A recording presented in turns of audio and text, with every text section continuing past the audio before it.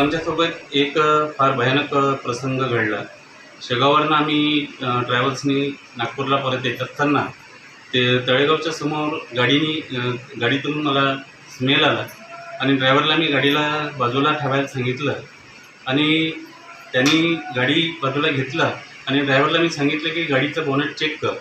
आणि मी पण गाडीच्या खाली उतरलो. गाडीमध्ये 17 आमचा पूर्ण परिवार होता.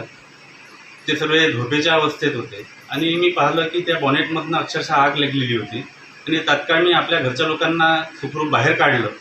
आणि त्यानंतर त्या गाडीला इमर्जन्सी गेटही नव्हतं आणि ड्रायव्हर जो आहे तो गाडीचा ड्रायव्हर समोर जाऊन फोनवर बोलत होता. आणि समस्या अशी आहे की त्या गाडीमध्ये इमर्जन्सी गेट नसताना ती गाडी या रोडवर कशाप्रकारे, आज जर ती गाडी जळली असती तर आमच्या सर्व लोकांचा जीव गेलेला असता.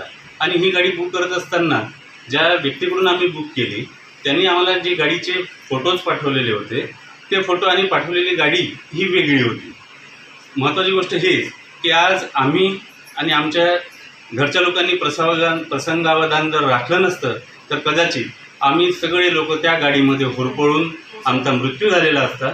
म्हणून एक विनंती आहे ABP सकाळला की कृपया अशा प्रकारच्या ज्या गाड्या त्या विना परमिट, विना RTOच्या परवानगीशिवाय ज्या रस्त्यावर धावत आहेत त्या प्रवाशांच्या जीवाशी निश्चितच खेळत आहे.